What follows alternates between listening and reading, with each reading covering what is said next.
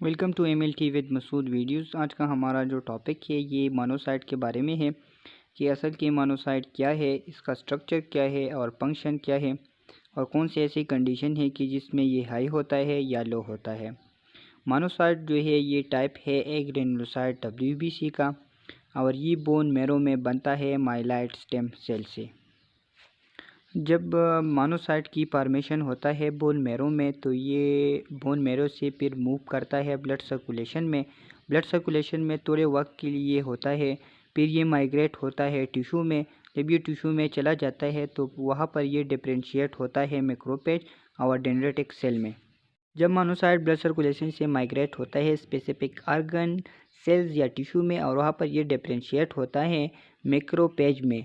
तो according to specific organ हम इस मैक्रोफेज को स्पेसिफिक नेम देते हैं।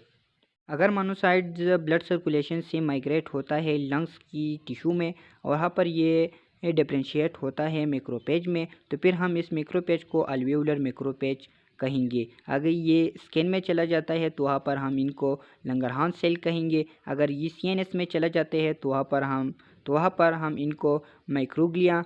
अगर ये किडनी सेल्स में चला जाता है तो वहाँ पर हम इनको मैसेंजियल सेल्स और लीवर में चला जाता है तो वहाँ पर हम इनको कॉपर सेल कहेंगे। अगर हम मोनोसाइट की लाइफ स्पेन की बात करें ब्लड सर्कुलेशन में तो ये 24 आवर होता है। और मोनोसाइट जो है ये लार्जेस्ट WBC होता है।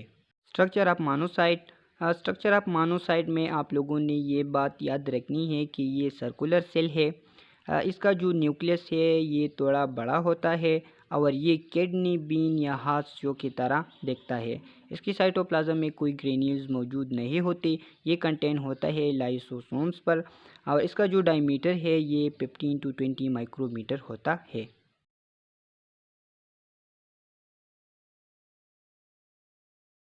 Function of monocyte.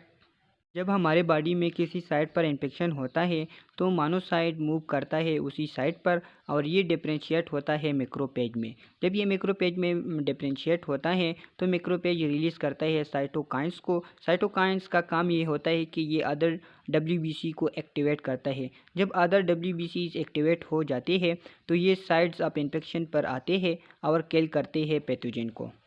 मोनोसाइट ये फाइट करता है against bacteria, viruses, parasites. Macrophage जो है ये पेगोसेडिक सेल है और ये एंगल्फ करता है पैथोजन को, डैमेज और डेड सेल को। Normal range of monocyte. अगर हम ब्लड में मोनोसाइट की नॉर्मल रेंज की बात करें तो ये 2 to 8 या 2 to 10 ऑफ टोटल WBC होता है। जब ब्लड में मोनोसाइट की काउंट हाई या लो हो जाता है तो इसके लिए हम 2 टर्मिनोलॉजीज़ यूज़ करते हैं। एक को हम कहते हैं मोनोसाइटोसिस और दूसरे को हम कहते हैं मोनोसाइटोपिनिया। जब ब्लड में मोनोसाइट की काउंट इंक्रीज़ होता है नॉर्मल से तो फिर हम इस कंडीशन को मोनोसाइटोसिस कहते हैं।